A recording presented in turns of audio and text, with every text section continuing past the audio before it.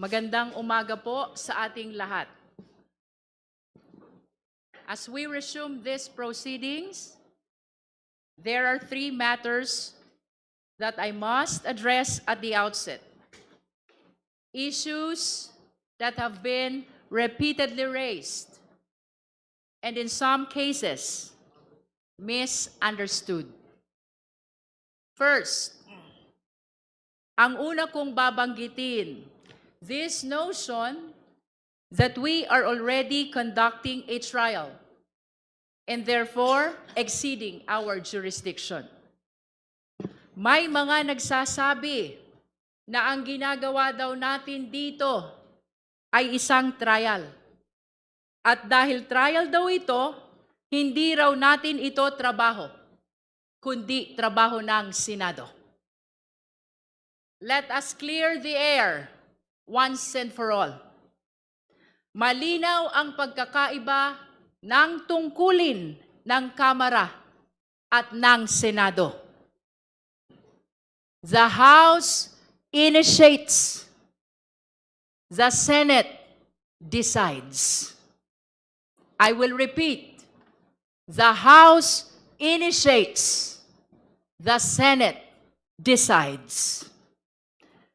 Under the Constitution, the House has the exclusive power to initiate all cases of impeachment. Ang papel natin ay suriin at alamin kung may sapat na basehan para dalhin ang kaso sa Senado. The Senate, on the other hand, is the impeachment court. Sila ang naatasang tumanggap ng kaso at magpasya kung guilty o not guilty ang isang opisyal. Ngayon, may kanya-kanya tayong proseso para magampanan ang ating tungkulin. Kung anuman ang tawag sa prosesong ito, hearing, inquiry, evaluation, o kahit ano pa, hindi iyon ang mahalaga. Ang mahalaga, malinaw ang tungkulin at malinaw ang resulta. Sa atin dito sa Kamara, to initiate cases of impeachment. Sa kanila sa Senado, to try and decide all cases of impeachment. Wala pong agawan ng kapangyarihan. So let me be very clear. Ang ginagawa natin dito ay hindi trial. Ang tanong lang natin, may sapat bang batayan para umusad ang proseso? This is merely the beginning, not the end of accountability mechanism. This committee, therefore, is not overstepping. We are not improvising. We are not experimenting. We are simply following the rules. Our rules grounded in the Constitution. Hindi ito fishing expedition. Hindi ito bahala na si Batman. Hindi tayo nangangapa. Alam natin ang hinahanap natin. Kung may probable cause ba o wala. At malinaw sa atin, hindi natin inaagaw ang kapangyarihan ng Senado na magpasya kung guilty o not guilty ang opisyal. At ano ang gumagabay sa atin? Hindi lamang batas, kundi ang tiwala ng taong bayan. Hindi lamang teknikalidad, kundi pananagutan. Esteemed colleagues, beloved countrymen, Kung puro legal na usapin lamang ito, sa Korte Suprema sana ibinigay ang kapangyarihang ito. Esteemed colleagues, beloved countrymen, kung teknikalidad ang importante, sa husgado sana ibinigay ang kapangyarihang ito. Pero hindi. Ibinigay ito sa Kamara. Ibinigay ito sa atin dahil tayo ang kinatawan ng sambayanang Pilipino. As I said earlier, we have the exclusive power to impeach. At ang ibig sabihin ng exclusive ay malinaw. Sa Kamara, nagsisimula ang impeachment process. Sa atin ang unang galaw. Sa atin ang direksyon. At gaya ng sabi ng mga kabataan, hawak natin ang beat. Hawak natin ang beat. At sa kapangyarihang ito, pananagutan sa taong bayan ang dapat manaig. No other consideration must prevail except what is best for the country. Second, ito yung pangalawa na kailangan kong banggitin. There is this claim that the country has so many other problems and that this is a distraction. Tama naman. Marami tayong kinakaharap. Sobra. Mahal na gasolina at bilihin. Mababang sahod, kakulangan sa serbisyo, at ang tila walang katapusang korupsyon. But let me ask, does the existence of many problems mean we should ignore one specific problem? The committee can perform its duty while government continues to function. Multitasking ang ating gobyerno. At higit sa lahat, sa pagkakaroon ng problema, hindi dahilan para umiwas. Hindi dahilan para hindi sumagot. Mas makabubuti pa nga na harapin na ito ngayon kaysa patagalin pa. Kung may sagot, ilabas na. Kung may paliwanag, ibigay na. Tandaan natin, may mga akusasyon dito na hindi naman bago. Last year pa ito. Ngunit ano ang ginawa ng Vice Presidente? Umiwas. Nagtago sa mga teknikalidad. Ang sabi nga, not just once, but twice. If we repeat this cycle, iwas, teknikalidad, sino ang makapagsasabi na hindi na naman tayo babalik dito sa susunod na taon? Kaya ngayon, sagutin na, linawin na, tapusin na. At kapag nasagot, lahat tayo ay malilinawan. Because hearings like this work both ways. We can proceed, but remember, we can also dismiss. After we go through this process, and after we review the evidence, we will be asking ourselves, may probable cause ba o wala? Pwede nating ituloy, pero pwede rin nating ibasura.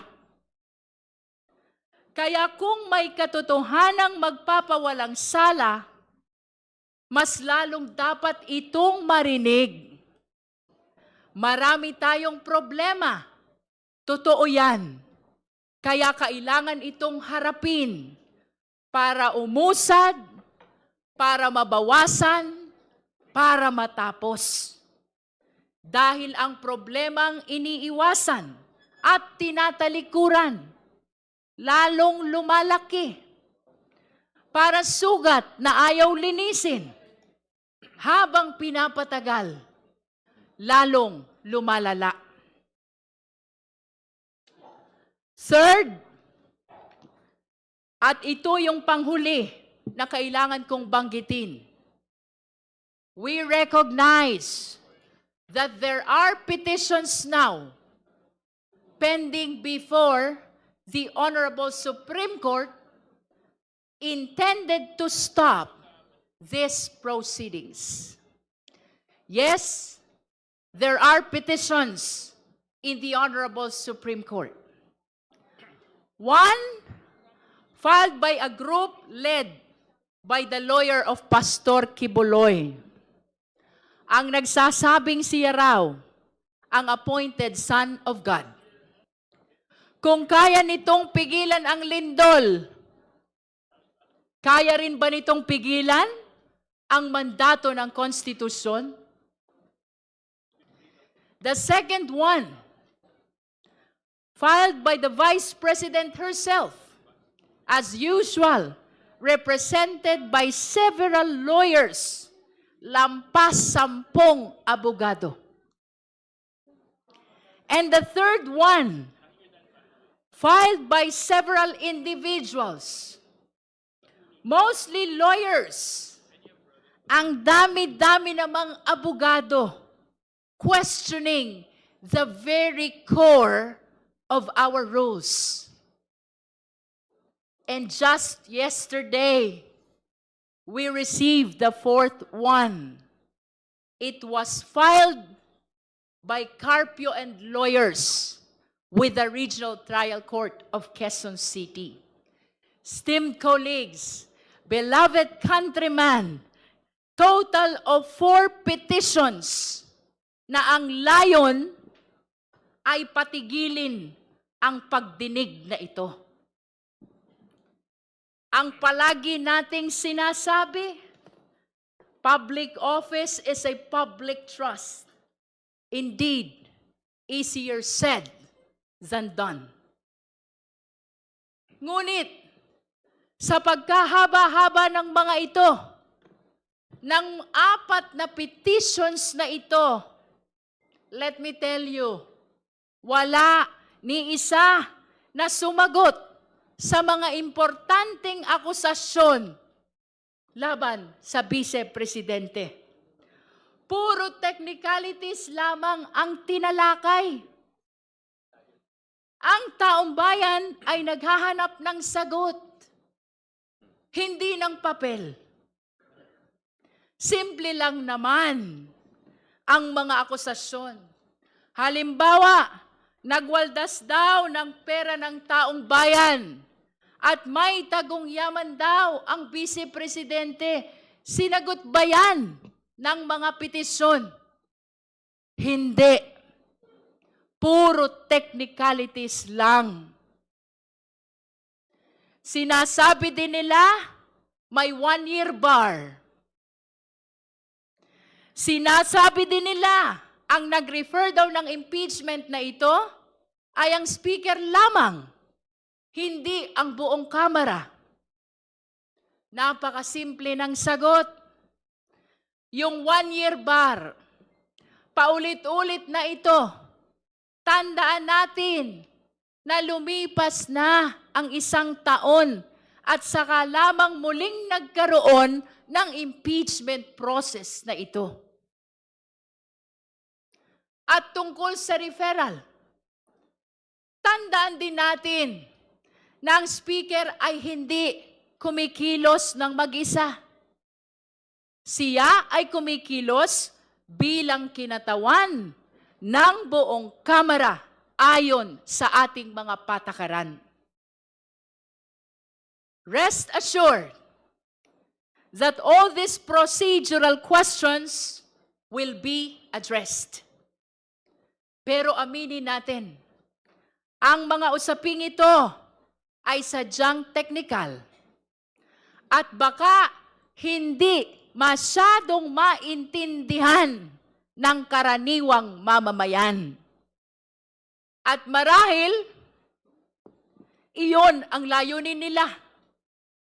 Lunurin ang katotohanan sa ingay ng teknikalidad. Habang nagdedebate ang mga abogado sa kagalang-galang na Korte Suprema, ang taong bayan ay patuloy na nagtatanong, nasaan ang pera? Bakit ito nagastos ng ganun kabilis? May pananagutan ba talaga ang Vice-Presidente? We will answer the lawyers in the Supreme Court, but we will answer the Filipino people here. Narito po ang proseso para linawin ang mga akusasyon. Dito natin ito dapat pag-usapan. Let us not forget that what is truly supreme is the Constitution. Malinaw ang sinasabi ng Konstitusyon. The House of Representatives has the exclusive power to initiate impeachment and the authority to determine its own rules. Hindi ito imbento. Hindi ito kagustuhan ng iilan. Ito ay mandato ng konstitusyon. Now, the Vice President says, the petition in the Supreme Court is not meant to avoid the process, but to seek clarity. But if it is clarity that it is sought, bakit hindi dito? Dito ang clarificatory hearing. Dito dapat magpaliwanag. Kung handang humarap, dapat dito humarap. Matagal na nating naririnig. Handa raw. Handa saan? Sa press statement? Sa social media? Pero pagdating dito sa prosesong may saysay, nawawala.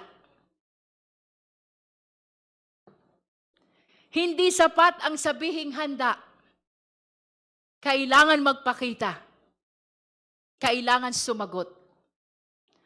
Kung walang kasalanan, simple lang.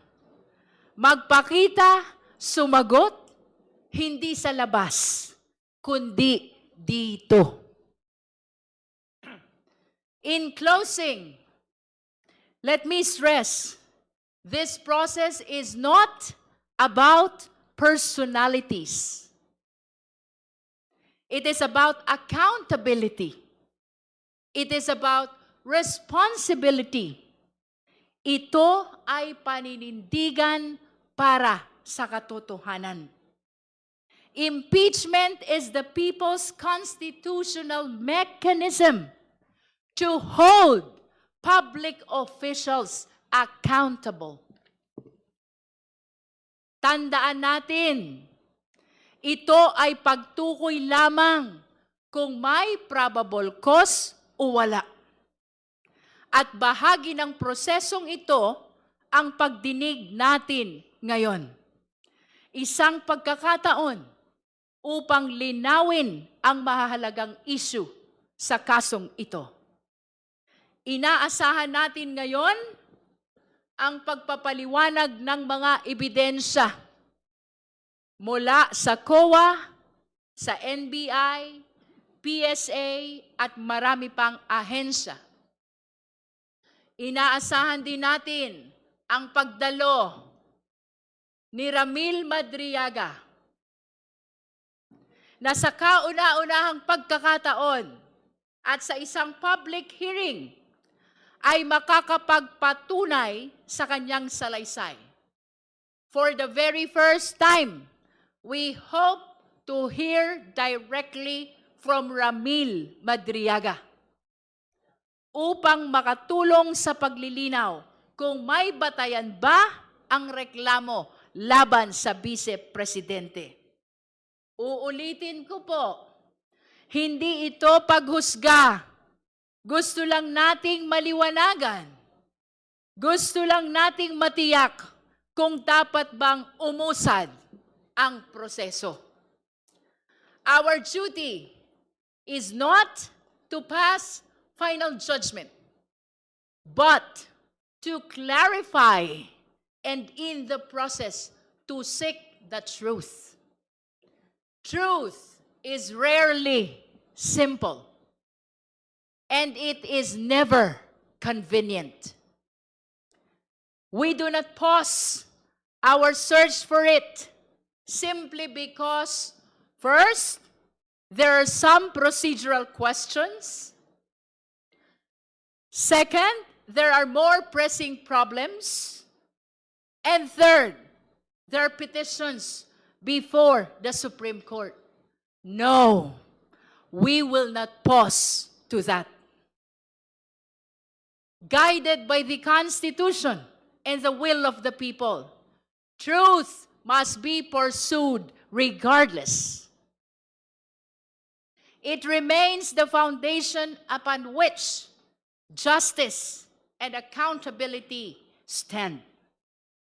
We must continue to follow it wherever it leads, guided not by fear, not by expedience, but by the voice of conscience and the trust of the nation.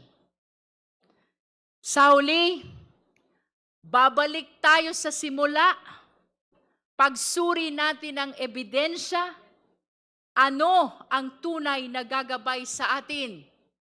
Hindi lamang batas, kundi tiwala ng taong bayan. Hindi lamang teknikalidad, kundi ang pananagutan. No other consideration must prevail except what is best for the country. Maraming salamat po.